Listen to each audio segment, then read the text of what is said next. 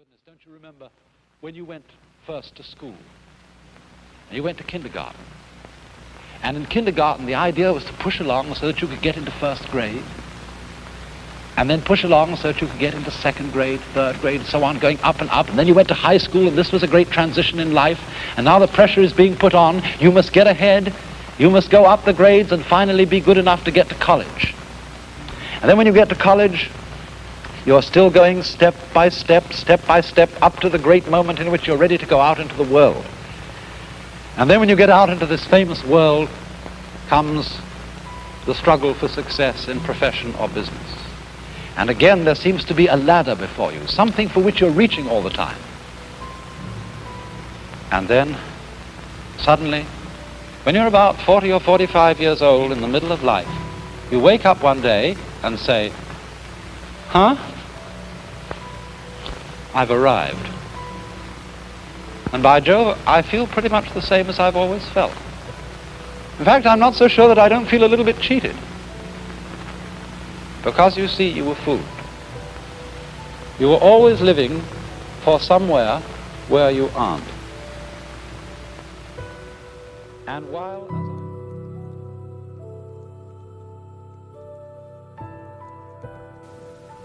That's the rat race, thinking you're going to get somewhere. Spin that wheel, baby. Round and round the wheel of fortune. What you gain on the roundabout, you lose on the swings. Now, what's the nature of the rat race? Because we've simply cheated ourselves the whole way down the line. We thought of life by analogy with a journey, with a pilgrimage, which had a serious purpose at the end, and the thing was to get to that end, success or whatever it is, or maybe heaven after you're dead. But we missed the point the whole way along. It was a musical thing, and you were supposed to sing or to dance while the music was being played. But you had to do that thing. You didn't let it happen. Now, there's nothing wrong, you see, in wanting to be rich. There's nothing at all wrong in being rich. In fact, I think the world without rich people would be extraordinarily boring. The point is, you have to understand what riches are.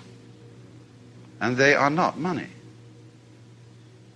Riches are land, clothes, food, houses, intelligence, energy, skill, iron, forests, gardens. Those are riches.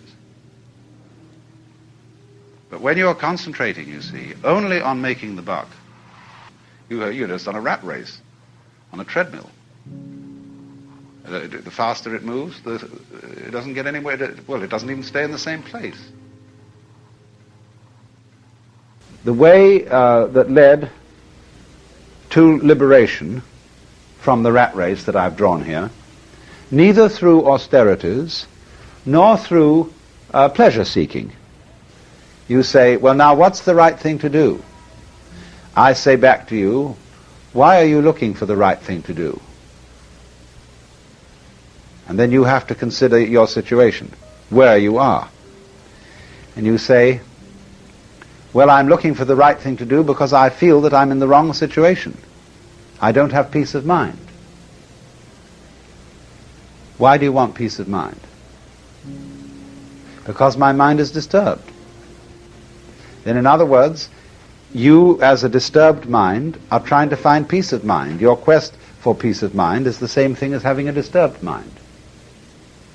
Now, if you don't have a disturbed mind, you won't ask for peace of mind. Well, how can I quiet my mind? Why are you asking to quiet your mind? Because it's disturbed. You see where you are?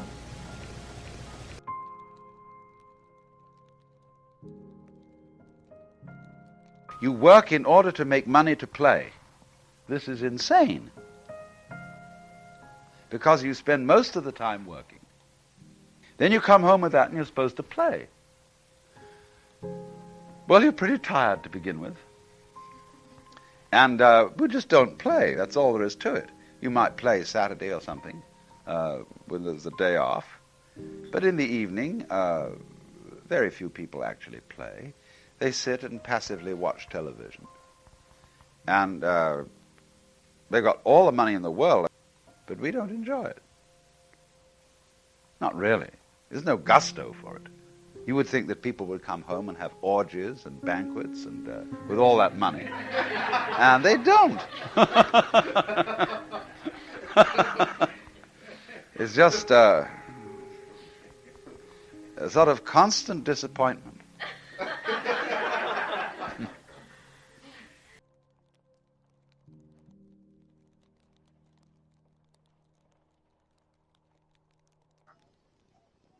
If you drop out of one situation, you drop into another. And so, observe where you drop in when you drop out.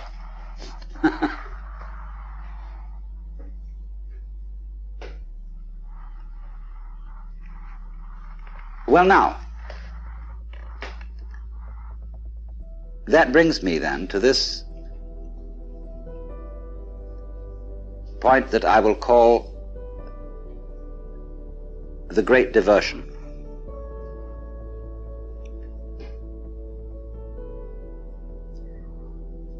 The future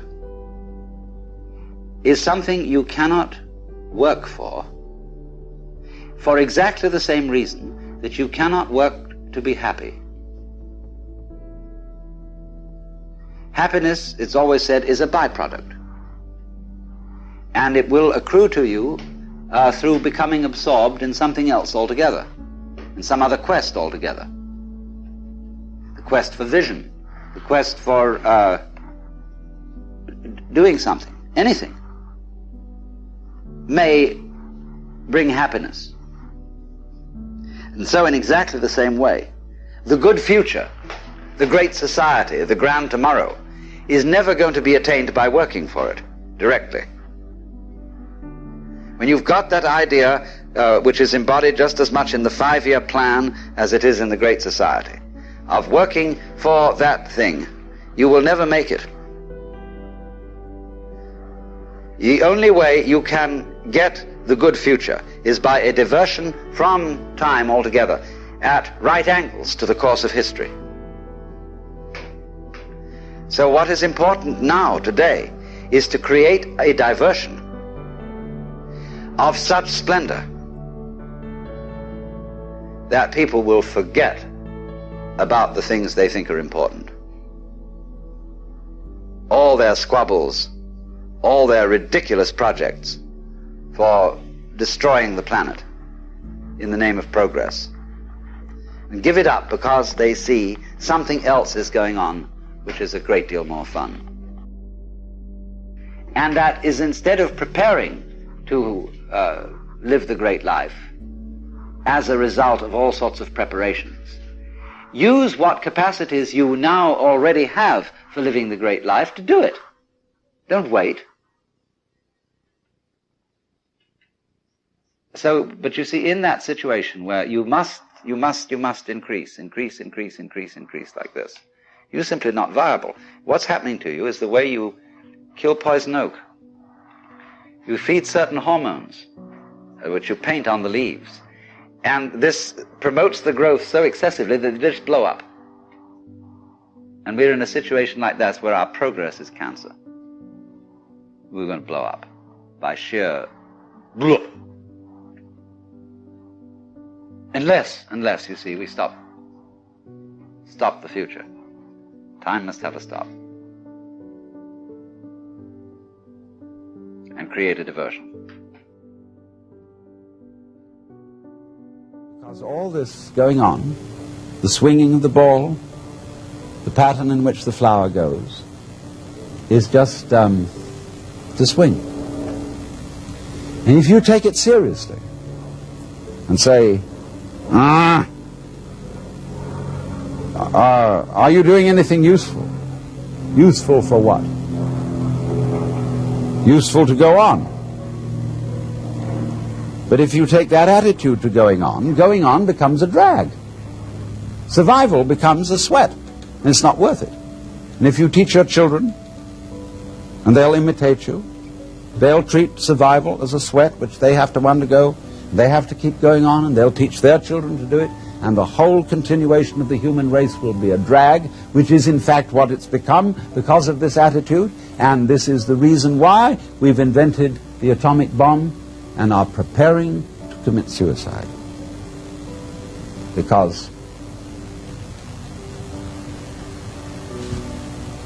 we think we must happen.